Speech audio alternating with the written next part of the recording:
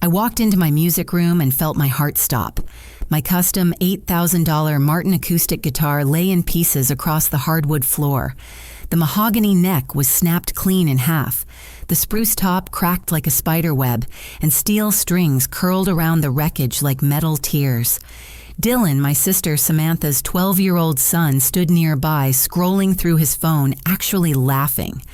When Samantha rushed in behind me, I expected horror apologies, maybe even tears. Instead, she looked at the destruction and shrugged. "Boys will be boys," she said calmly. "Accidents happen, Brianna. He's just a child who didn't mean any harm."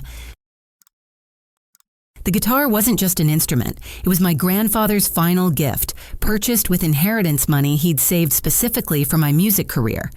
Every scratch, every worn spot on the fretboard told the story of countless students I'd taught, gigs I'd played, and dreams I'd built note by note. This Martin was my livelihood, my voice, my connection to 3 generations of musicians in our family. Samantha crossed her arms when I explained this, rolling her eyes like I was being dramatic. "It's just wood and strings," she said. "You can buy another one." "This cost $8,000. I replied, my voice shaking. "And it can't be replaced. It was custom made." Dylan glanced up from his phone long enough to smirk. "Maybe don't leave expensive stuff where kids can reach it," he said, then went back to his game. I stared at my sister in disbelief. We'd grown up in the same house, learned the same values about taking responsibility for our actions. Our parents, Martha and Robert, had raised us to own our mistakes and make things right. Yet here she stood, acting like her son destroying someone's prized possession was perfectly acceptable. "I need you to help replace this," I said quietly. "Absolutely not." Samantha's voice turned sharp. "Dylan didn't do it on purpose. You're being materialistic and selfish." Sunday dinner at our parents' house became a tribunal I never saw coming. The whole family gathered around the familiar oak table where we'd shared thousands of meals, but tonight felt different. I'd brought photos of the destroyed guitar, hoping for support, understanding maybe even a family collection to help with replacement costs. Uncle Gerald carved the pot roast while I explained what happened. Aunt Patricia passed the mashed potatoes without making eye contact. My cousins Jenny and Mark kept their heads down, clearly uncomfortable. Even my parents seemed distant, like I was disrupting some unspoken peace treaty. "Family forgives," my mother said finally. "That's what we do." "But this isn't about forgiveness," I protested. "It's about accountability. The guitar cost $8,000. My father set down his fork with a heavy sigh. "Money isn't everything, sweetheart. Dylan's a good kid who made a mistake." Across the table, Dylan wasn't even pretending to look sorry. He made faces at me when the adults weren't watching, stuck out his tongue, and even had the audacity to mime playing guitar while grinning wickedly. Every gesture felt like another crack in my already broken trust. "You're supposed to be the mature one here," Samantha said, cutting her meat with aggressive precision. "He looks up to you. Show him what grace looks like." The word grace hit like a slap. I'd spent years being the family peacekeeper, the one who smoothed over conflicts and put everyone else's comfort before my own boundaries. But this crossed a line that couldn't be uncrossed. Uncle Gerald cleared his throat. "Maybe if you'd been more careful about where you left valuable things." In my own music room, I couldn't hide the incredulity in my voice, behind a closed door that Dylan had no reason to enter. Aunt Patricia finally spoke up. "Children are curious, they explore, it's natural." Jenny nodded in agreement. "My kids break stuff all the time, that's just what they do." The room filled with murmurs of agreement, a chorus of voices defending Dylan's right to destroy my property without consequence. I looked around the table at faces I'd known and loved my entire life, searching for one person who might understand why this mattered so much. Instead, I found judgment, disappointment, lectures about forgiveness and family loyalty that completely ignored the real issue of respect and responsibility. "If you can't let this go," my father said sternly, "maybe you shouldn't come to the family reunion next month. We don't need this kind of negativity around the younger cousins." The threat landed like a physical blow. The annual family reunion was sacred, a tradition spanning 4 generations. Missing it would mean exile from the only community I'd ever known. Dylan's smirk widened as he watched my face crumble.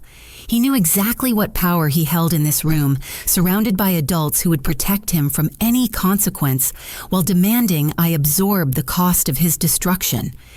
I excused myself before dessert, leaving behind a table full of people who'd chosen comfort over justice, enabling over accountability, and a 12-year-old boy's convenience over my financial devastation. Driving home through the dark streets of our small Ohio town, I felt more alone than ever. The broken pieces of my grandfather's gift sat waiting in my music room, a monument to how little my family valued what mattered most to me. Sleep eluded me that night. I kept replaying the dinner, wondering if maybe I was being unreasonable, if perhaps Dylan really hadn't meant to destroy my guitar. Self-doubt crept in like fog, making me question everything I thought I knew about the situation. Then I remembered the security cameras. I'd installed a basic home security system 6 months earlier, after a string of break-ins in the neighborhood. The cameras covered all main rooms, including my music studio. In my shock and grief over the guitar, I'd completely forgotten about the recordings. My hands trembled as I pulled up the footage on my laptop. The timestamp showed Dylan entering my music room at 2:37 in the afternoon, about 10 minutes after Samantha and I had gone to the kitchen for coffee. At first, he just wandered around, touching my equipment with the casual disregard typical of his generation. But then something shifted in his demeanor. Dylan approached my Martin guitar with purpose, running his fingers along the strings, examining the custom inlays, clearly recognizing its value and beauty. He lifted it carefully from its stand, weighing it in his small hands. What happened next made my blood run cold. Dylan raised the guitar above his head and brought it down against the hardwood floor with deliberate force. The crack of splintering wood echoed through my laptop speakers. But he wasn't finished. He lifted the damaged instrument again, slamming it down repeatedly, each impact sending pieces flying across the room. The worst part was his face. Dylan wasn't angry or frustrated. He was gleeful, laughing silently as he destroyed something he knew meant everything to me. When the neck finally snapped completely, he posed for selfies with the wreckage, making exaggerated sad faces that morphed into grins. He'd planned this, calculated it, enjoyed every second of it. My phone shook in my hands as I called Samantha. She answered on the 4th ring, sounding annoyed.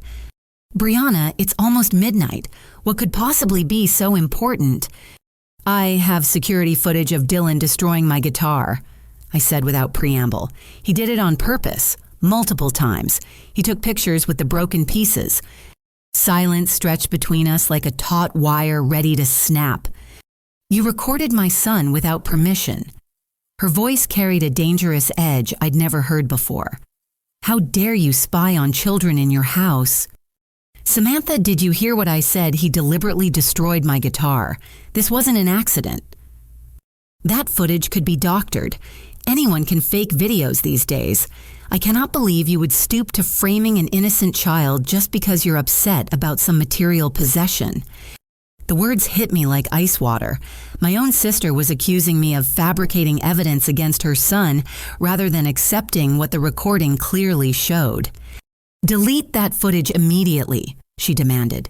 "And if you show it to anyone else, I'll tell the entire family you're trying to destroy a little boy's reputation with fake evidence.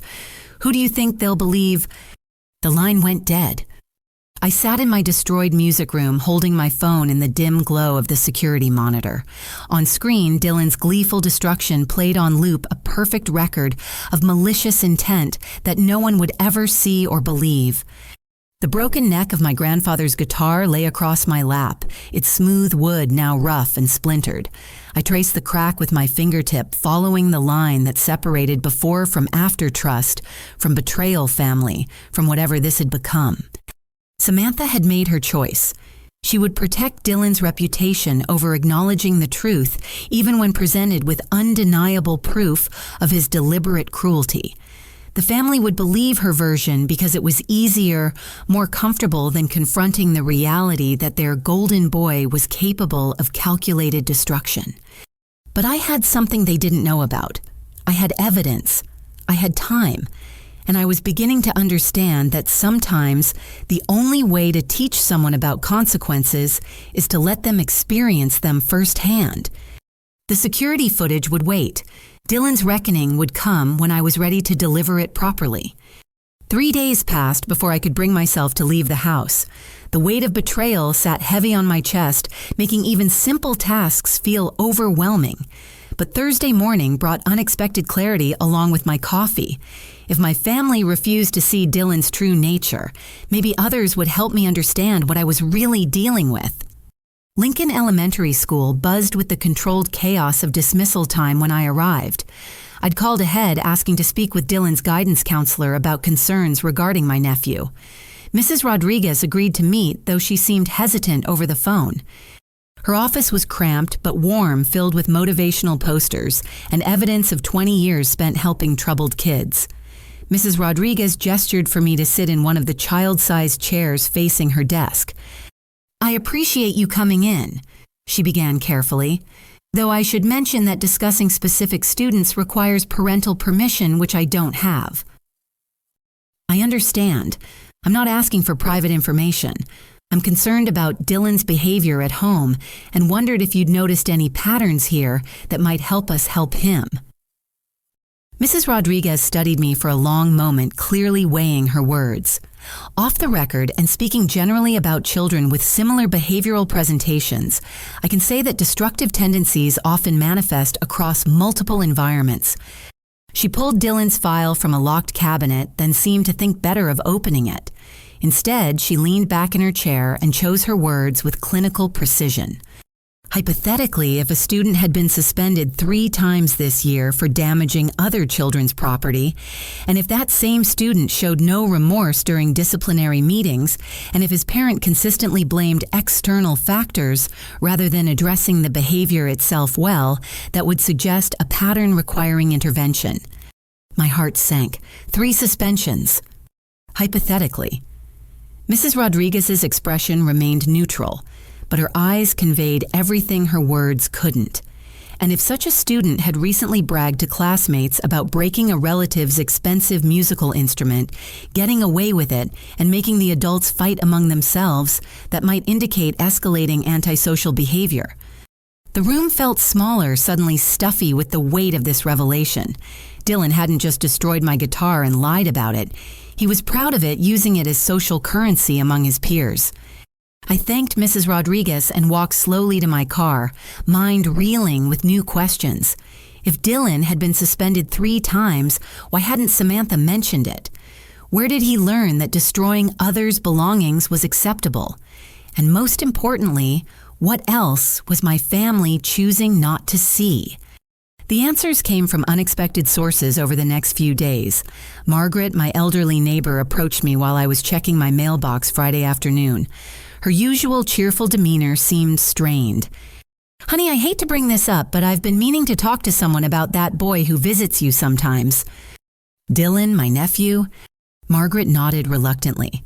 "Last month I found my garden gnomes broken in my backyard. All 6 of them smashed to pieces, and my fence had been spray painted with some very inappropriate words." "Did you see who did it?" "Well, I didn't want to accuse anyone without proof, but I saw that young man in your sister's car leaving around the same time. When I mentioned it to your sister, she said it must have been teenagers from the high school. Offered to pay for replacements, actually." My stomach dropped. "She paid for new garden gnomes." "Oh yes, lovely ones too, much nicer than my originals. But the point is, if it really was random teenagers, why would she offer to pay?" The pattern was becoming clear. Margaret introduced me to Tom from 2 houses down who'd had his bicycle tires slashed. Sarah across the street discovered profanity carved into her mailbox post. Each incident happened after Dylan's visits. Each time Samantha appeared shortly afterward with cash and explanations about coincidental vandalism. But the most damning evidence came from an unexpected source: social media. Dylan's TikTok account, which I found after searching his real name, plus our town, was a treasure trove of destructive behavior. Video after video showed him breaking things, vandalizing property, and laughing at the chaos he created. The captions bragged about never getting in trouble, having parents who protected him from consequences, and being smarter than the adults who couldn't prove his involvement. One video made my blood run cold. Posted the day after he destroyed my guitar, it showed close-up footage of the splintered wood and broken strings. The caption read, "Destroyed my aunt's expensive guitar today. She's so mad but can't do anything about it. Parents always take my side. Life hack, be a kid and you can get away with anything." The video had 347 likes and dozens of comments from other kids praising his boldness. Some even asked for tips on how to break things without getting caught. I screenshot everything, building a digital portfolio of Dylan's calculated cruelty.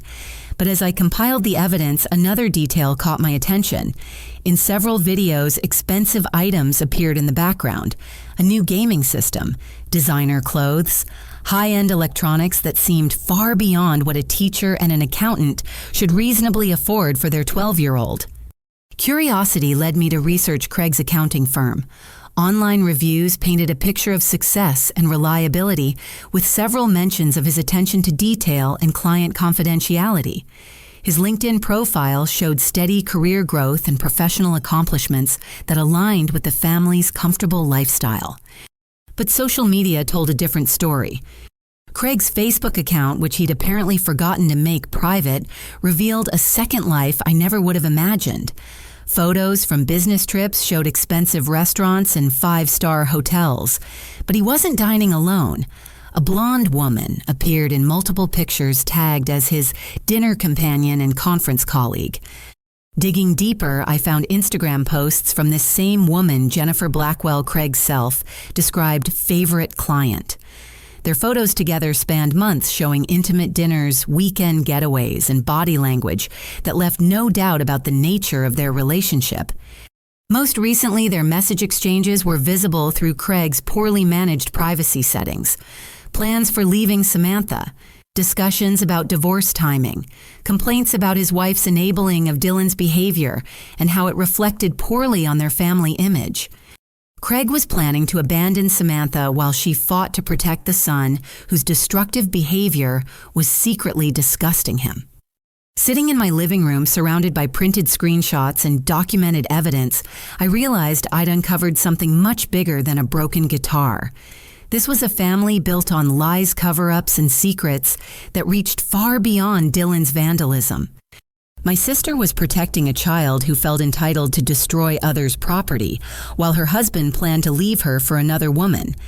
My nephew was documenting his cruelty for social media fame, while my extended family demanded I absorb the cost of his choices without complaint. Everyone had underestimated me, assuming I'd accept their version of events and move on quietly. They'd forgotten that musicians are storytellers trained to see patterns and connections others miss, and this story was about to have a very different ending than any of them expected. The weekend brought unexpected clarity. As I sat in my empty music room, surrounded by the evidence of my family's dysfunction, a plan began forming that would address every layer of hypocrisy I'd uncovered. But this wouldn't be about revenge. This would be about education. Dylan's social media posts had taught me something important. He genuinely believed he was untouchable. His parents had trained him to expect protection from consequences, no matter what he destroyed or who he hurt. The family had reinforced this by demanding I forgive and forget, rather than seek accountability. But what if Dylan experienced exactly what he'd put me through? What if he learned firsthand how it felt to watch something precious be destroyed, while the adults around him demanded acceptance and forgiveness? Craig's Mercedes was perfect for this lesson. I'd seen that car countless times at family gatherings, watched Craig lovingly detail it every weekend, listened to him lecture anyone within earshot about proper vehicle care and the importance of respecting expensive machinery.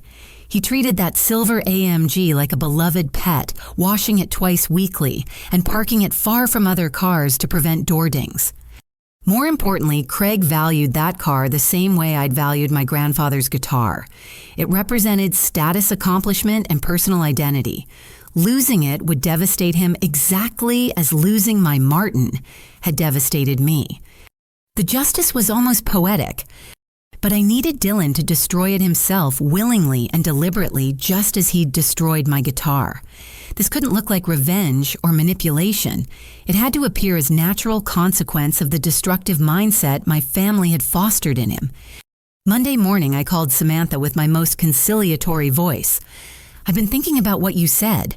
Maybe I was too harsh about the guitar situation." "Oh, Brianna, I'm so glad you're seeing reason.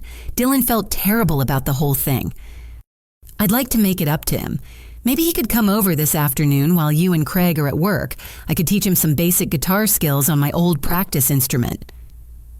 Samantha practically gushed with relief. "That would be wonderful. He really does look up to you, you know. This could be such a positive turning point." The irony was thick enough to cut with a knife. Dylan arrived at 3 o'clock, dropped off by his mother with instructions to be good and listen to his aunt. He slouched into my living room wearing expensive sneakers and a hoodie that probably cost more than most people's rent, already scrolling through his phone before he'd fully sat down. "Your mom says you want to learn guitar." I began settling into the chair across from him. He shrugged without looking up. "Not really. Mom made me come." "That's okay. We don't have to play music. We could just talk." This got his attention. Dylan glanced up with the calculating expression I'd seen in the security footage, trying to determine if this was a trap or an opportunity. "Actually," I continued casually, "I've been thinking about what you said the other day, about not leaving expensive stuff where kids can reach it." His smirk returned. "Yeah, that was pretty dumb. You know, my brother-in-law Craig has the same problem. He's always bragging about that fancy Mercedes, acting like it makes him better than everyone else. Talks about how much it cost, how special it is, how nobody else deserves to even look at it." Dylan's interest sharpened. Craig's arrogance was something we'd all noticed, but never directly addressed. Hearing an adult acknowledge it seemed to validate feelings he'd probably harbored for years. "He is pretty obnoxious about that car," Dylan agreed. "Right, always lecturing people about responsibility and taking care of valuable things. Meanwhile, he leaves it sitting in the driveway where anything could happen to it." I paused, letting the parallel sink in. Kind of hypocritical, don't you think? Totally. If someone really cared about protecting expensive stuff, they'd keep it locked up where kids couldn't accidentally damage it. Exactly. I mean, if something happened to that Mercedes, Craig couldn't really complain.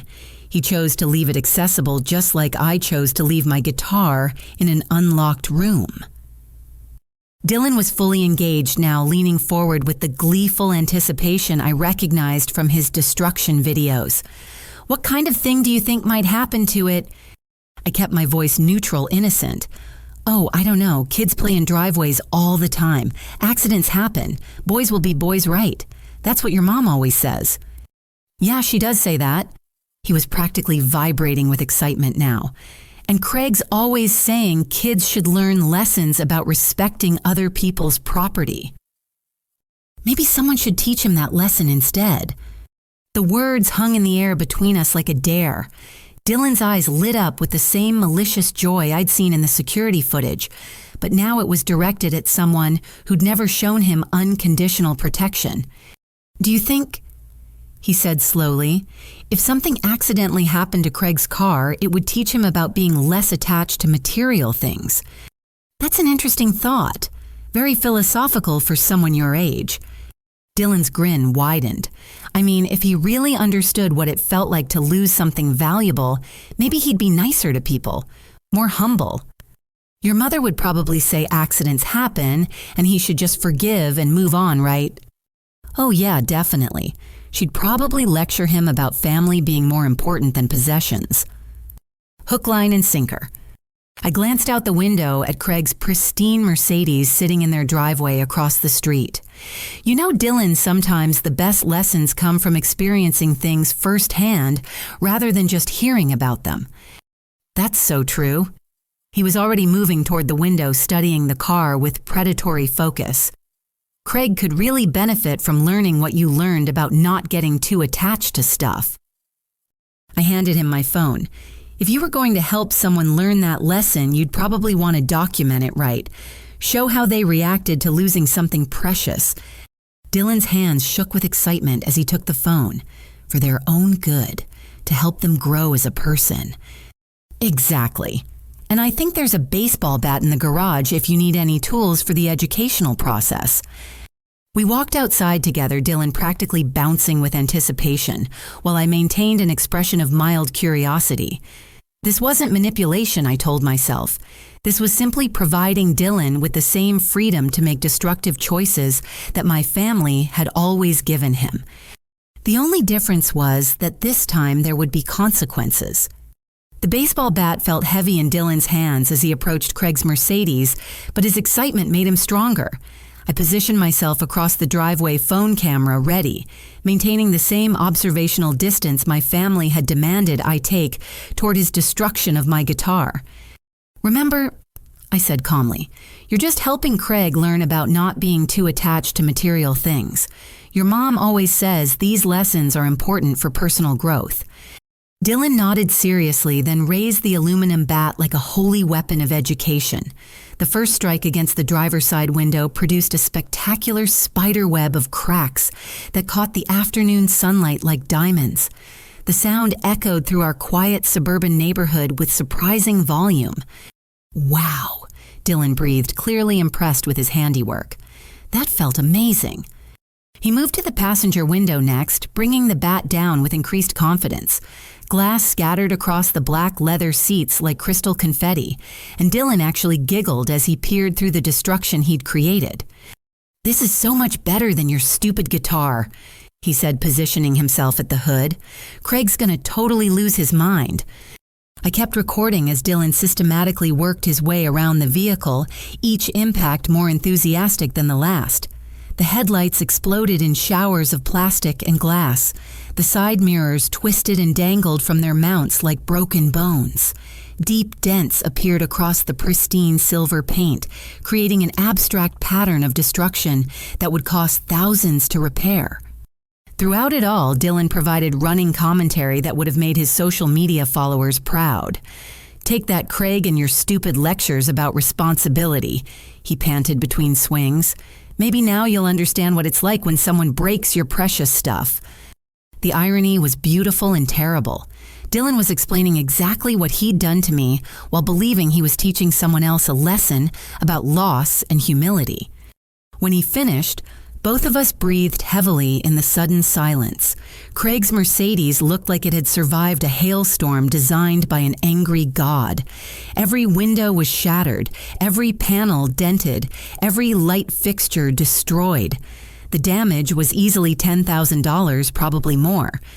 Dylan handed me the bat with shaking hands, his face flushed with adrenaline and satisfaction. "That was incredible. I can't wait to see Craig's reaction when he gets home. It should be very educational for him." I agreed, stopping the recording. Sometimes people need to experience loss before they can understand other people's pain. We went back inside to wait. Dylan sprawled on my couch, scrolling through his phone and occasionally glancing out the window at his handiwork with obvious pride. I reviewed the video footage, marveling at how clearly it captured both Dylan's deliberate destruction and his enthusiastic explanations of his motivations. At 5:43, Craig's Uber pulled into the driveway. I'd known he was cheating, but seeing him emerge from another woman's car while his son's destruction sat waiting made the betrayal feel fresh and sharp. Craig wore the satisfied expression of someone returning from an affair, checking his reflection in his phone screen before approaching his ruined vehicle. The scream that erupted from outside could probably be heard 3 blocks away. Dylan jumped up from the couch, pressing his face against my living room window to watch his stepfather's meltdown. Craig stood frozen beside the Mercedes, hands raised to his head in a gesture of pure anguish, mouth moving in what appeared to be a steady stream of profanity. "This is perfect," Dylan whispered, pulling out his phone to record Craig's reaction. "He looks like he's going to cry." Samantha's car appeared moments later, screeching to a halt behind the Uber. She burst from the driver's seat, already shouting, though we couldn't make out the words from inside my house. The scene played out like a silent movie of destruction and blame gestures, wild and accusations flying. Then both Craig and Samantha turned to look directly at my house. "Uh-oh," Dylan said, suddenly stepping back from the window. "I think they figured out where I was this afternoon." Within minutes, my doorbell was ringing with the urgency of fire alarms. Dylan's confidence evaporated as his parents' voices carried through the door, demanding explanations and immediate access to their son. I opened the door to chaos. Craig pushed past me without invitation, his usually perfect appearance disheveled and manic. Samantha followed, face red with fury and embarrassment. Dylan tried to slip behind me, but his parents spotted him immediately. "What did you do?" Craig's voice cracked on the question. "My car, Dylan. What did you do to my car?" Dylan's earlier bravado crumbled under direct confrontation. "It wasn't my fault. Aunt Brianna said you needed to learn a lesson about being too attached to material things. She gave me the bat." All eyes turned to me. Craig's expression promised violence, while Samantha's held the particular rage of someone whose protective instincts had been weaponized against her family. "You manipulated my son into destroying our property." Samantha's voice was deadly quiet. "You used a child to get revenge." "I didn't manipulate anyone," I replied calmly. "I simply gave Dylan the same freedom to make choices that you've always given him. The same freedom he had when he destroyed my guitar." Craig stepped closer, fists clenched. "That car cost $120,000. You're going to pay for every penny of repairs or I'm calling the police." "Actually," I said, pulling out my phone, "I have video footage of everything that happened. Dylan acted completely independently while I stood across the driveway recording his choices, just like you demanded I do when he destroyed my property." The video played on my phone screen showing Dylan's enthusiastic destruction and clear explanations of his motivations. Every word he'd spoken was captured, including his belief that Craig deserved to experience the same loss Dylan had inflicted on me. "You set him up?" Samantha whispered, but her certainty was wavering. "I gave him the same opportunity for consequence-free destruction that your family has always provided. The difference is this time, the victim isn't willing to just forgive and forget." Craig lunged for my phone, but I stepped back quickly. "I've already uploaded this to cloud storage. Multiple copies exist." "This is extortion," he snarled. "Blackmail." "This is documentation. Dylan made his choice freely, just like he did with my guitar. The only difference is now someone other than me has to absorb the cost of his destructive behavior." Dylan looked frantically between his parents, finally understanding that this situation wouldn't end with him being protected and his victim being blamed. For the first time in his life, consequences were approaching like storm clouds on a clear day. "But you told me to do it," he said to me desperately. "You said Craig needed to learn a lesson." "I suggested that understanding loss might help him empathize with others," I corrected. "You decided that meant destroying his property, just like you decided to destroy my guitar after I left it in my own music room." Samantha's face was pale as the implications settled around her. Her son had revealed his true nature, her husband's car was destroyed, and the sister she'd dismissed and blamed was holding evidence that could shift responsibility back where it belonged. But this was only the beginning. The real education was about to start. Craig's demand that I pay for his Mercedes repairs triggered exactly the response I'd expected. Within an hour, my parents' house filled with the same family members who'd lectured me about forgiveness and family loyalty just weeks earlier. The emergency meeting felt like déjà vu, except this time I was prepared. Uncle Gerald carved prime rib while announcing his verdict before hearing evidence. Family doesn't manipulate children into destroying property. This is completely different from a simple accident. Aunt Patricia passed potatoes with pursed lips. "Using Dylan to get revenge on Craig is just wrong, Brianna. You should be ashamed." My father's disappointment radiated across the table like heat from a furnace. "We raised you better than this. Manipulating a child crosses every line of decency. So does deliberately destroying someone's $8,000 guitar, I replied quietly, but that apparently didn't cross any lines worth addressing. Samantha slammed her water glass down hard enough to slosh liquid across the tablecloth. That was completely different. Dylan made a mistake. You planned this whole thing to hurt our family. Did I pulled out my phone and set it on the table.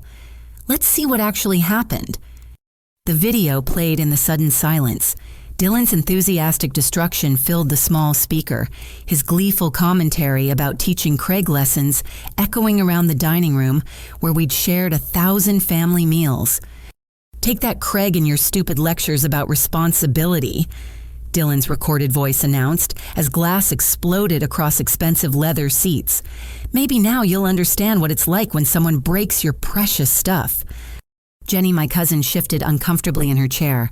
"Okay, but you still gave him the bat right. You encouraged this." I let the video continue playing. Dylan's explanation of his motivations, his excitement about Craig's anticipated reaction, his belief that destroying valuable property was justified if it taught people lessons about attachment.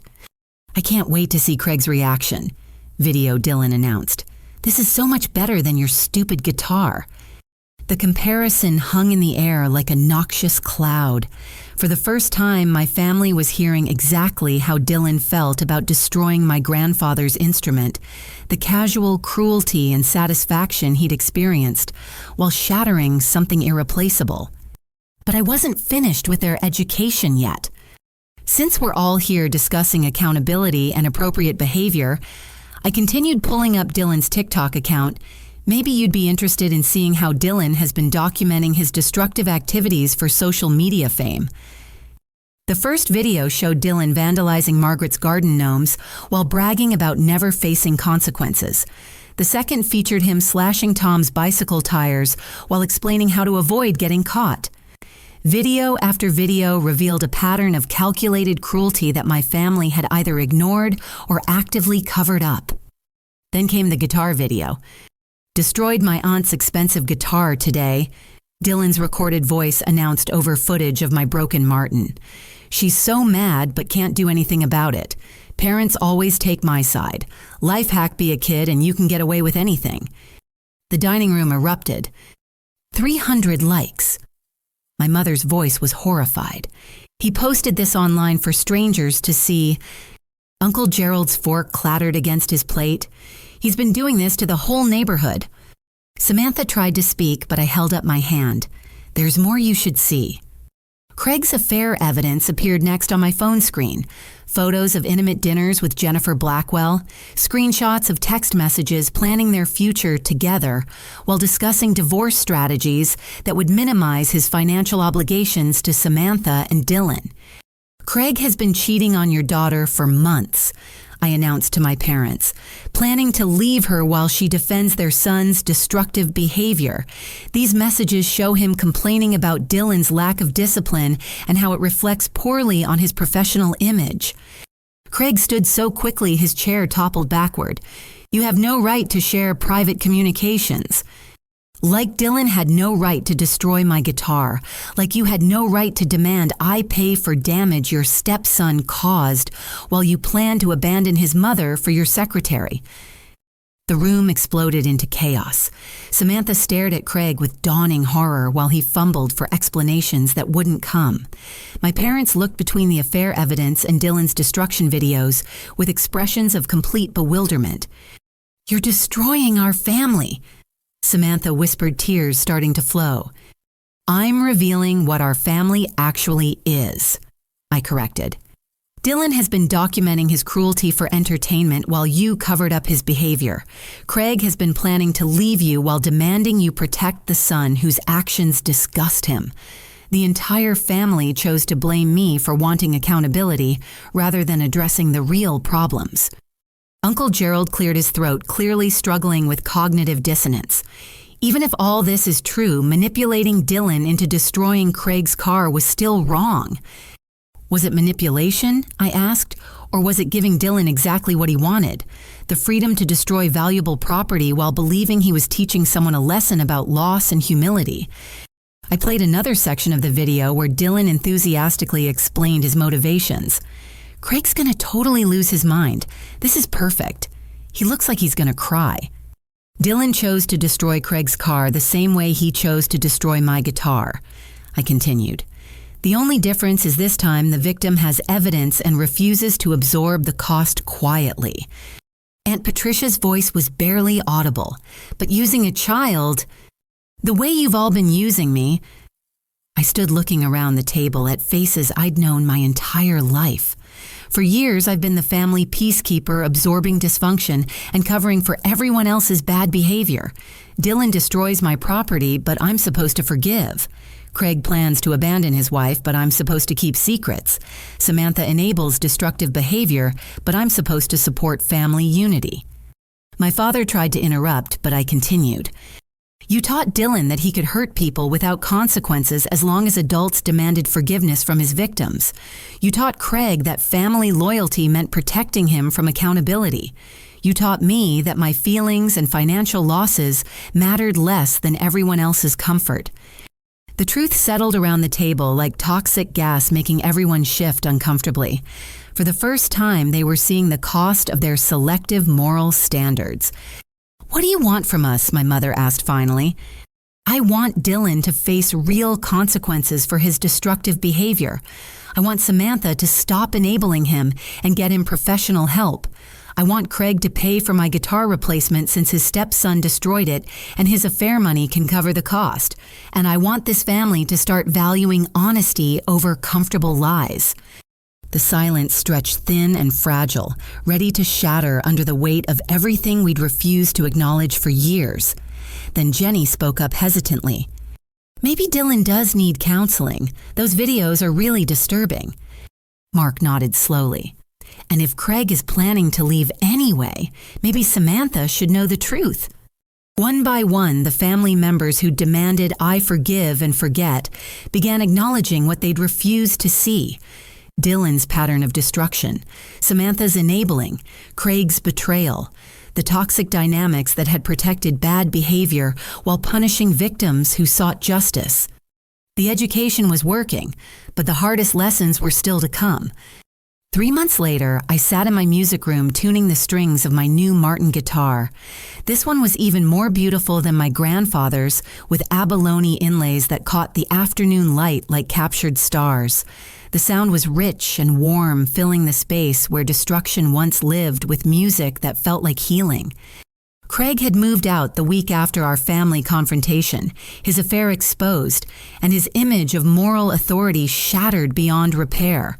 The divorce proceedings were ugly but swift, with Jennifer Blackwell already growing tired of a man whose character crumbled under pressure. Craig's multiple luxury possessions, including his collection of vintage watches and his boat, had been liquidated to pay for both my guitar replacement and his Mercedes repairs. The poetic justice was that Dylan had taught Craig the very lesson he'd taught me. Sometimes the things you value most can be destroyed by people who feel entitled to break what others cherish. But the real transformation was happening with Dylan himself. Samantha had finally seen her son's behavior clearly after watching those TikTok videos, the casual cruelty and bragging about manipulating adults who protected him from consequences. The school counselor, Mrs. Rodriguez, had been instrumental in connecting them with Dr. Sarah Chen, a child psychologist who specialized in conduct disorders and destructive behavior patterns. Dylan has been testing boundaries his entire life, Dr. Chen had explained to our family. When those boundaries consistently failed to hold, he learned that he could escalate his behavior without facing real consequences. The destruction became a game where he always won. The therapeutic process wasn't easy. Dylan fought every attempt at accountability, initially trying to blame everyone else for his choices. But with Craig gone and Samantha finally committed to consistent consequences, the protective bubble that had enabled his behavior began to deflate. The turning point came when Dylan was required to make financial restitution for all his documented destruction, working off debts through community service and chores facing victims like Margaret and Tom, directly seeing the real cost of his choices reflected in hours of labor rather than his parents' checkbook. Most importantly, all electronic devices and social media access had been permanently revoked pending demonstration of genuine behavioral change. Dylan's TikTok account was deleted, his destructive videos removed, and his audience of enablers cut off completely. Today marked a milestone I'd never expected to see. The doorbell rang at exactly 3 o'clock, and I opened it to find Dylan standing on my porch with a carefully wrapped package in his hands. No electronic device in sight. No smirk. No attitude of entitlement. Just a 13-year-old boy who'd been learning some very hard lessons about consequences. "Hi, Aunt Brianna," he said quietly. "Dr. Chen said I should bring you this." Inside the package was a handmade card with shaky lettering that read, "I'm sorry I destroyed your guitar and hurt your feelings. I know saying sorry doesn't fix what I broke, but I want you to know I understand now that it was really important to you, and I had no right to wreck it. I was wrong, and I hope someday you can forgive me." Below the apology was a pencil drawing of a guitar clearly traced and retraced multiple times, with painstaking attention to detail. It wasn't sophisticated art, but it represented something I'd never seen from Dylan before: genuine effort to make amends. "Dr. Chen says I have to learn about creating instead of destroying," he explained, shifting nervously from foot to foot. "She said maybe you could teach me some basic guitar if you wanted. Not because my mom made me ask, but because I should try to understand what I ruined." I looked at this boy who'd caused so much pain and recognized something new in his demeanor. The calculating cruelty was gone, replaced by awkward uncertainty and what appeared to be genuine remorse. "Would you like to come in?" I asked. Dylan nodded carefully and followed me to the music room where his destruction had once reigned. Now it was filled with instruments, sheet music, and the warm afternoon light that made everything feel peaceful and creative. I handed him my old practice acoustic, the same guitar I'd offered to teach him months ago, when my motivation had been revenge disguised as reconciliation. This time, my intentions were completely different. "First rule of music," I said, settling into the chair across from him. "Everything you create should leave the world more beautiful than you found it." Dylan held the guitar awkwardly, his small fingers struggling to find the fret positions I demonstrated. But he listened carefully, asked thoughtful questions, and showed patience with his own mistakes that would have been impossible for the old Dylan to maintain. "This is harder than breaking things," he said after 20 minutes of practice. "Creation usually is," I replied, "but it lasts longer and it brings joy instead of pain." As the lesson continued, Samantha appeared in my doorway. She looked exhausted but hopeful, carrying the weight of months spent unlearning her own enabling behaviors while supporting Dylan's difficult journey toward accountability. "How's it going?" she asked tentatively. "He's learning," I said, watching Dylan concentrate on a simple chord progression. "We both are." The family reunion that fall was different from any we'd experienced before. Dylan attended, but without electronics, spending time with younger cousins who were closely supervised and redirect when play became too aggressive. Craig was notably absent, his presence no longer welcome after the full extent of his deception became clear. Uncle Gerald publicly apologized to me for dismissing my concerns about accountability. Aunt Patricia admitted she'd been wrong to prioritize Dylan's comfort over his character development. My parents acknowledged their mistake in demanding forgiveness without requiring genuine amends. But the most meaningful moment came when Dylan asked to play guitar for the family after dinner. His skills were still basic, but he managed a simple version of Amazing Grace that he'd been practicing for weeks. The song wasn't perfect, but it was beautiful in its sincerity and effort. "I chose this song," he announced to the gathered relatives, "because Dr. Chen said grace isn't just about forgiveness. It's about changing your heart so you don't want to hurt people anymore." Afterward, as extended family filtered out to their cars and hotel rooms, Dylan approached me one more time. "Aunt Brianna, can I ask you something?" "Of course." Why did you give me a second chance after everything I did? Why didn't you just stay mad forever? I considered the question carefully, thinking about grandfather's guitar and Craig's Mercedes, about justice and revenge, and the difference between consequences and cruelty. Because I said, finally, the goal was never to hurt you, Dylan. It was to help you understand how much your actions hurt other people. Once you learned that lesson, staying angry would have just been destructive. He nodded solemnly, then surprised me with a careful hug before joining his mother for the drive home. 6 months later, Dylan sent me a video of himself playing an entire song on acoustic guitar, a piece he'd composed himself about making better choices. The boy who'd once documented destruction for social media fame was now creating music that expressed hope and personal growth. The transformation wasn't miraculous or complete. Dylan still struggled with impulse control and had difficult days when old patterns threatened to resurface. But the foundation had shifted from entitlement to accountability, from destruction to creation, from taking without consequences to understanding that every choice has a cost. Sometimes the best lessons come disguised as consequences, and sometimes the people who hurt us most are the ones who need our guidance to become better versions of themselves.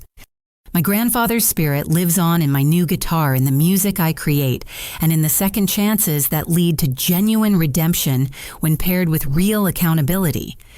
The strings sing with perfect harmony, now creating beauty where chaos once reigned.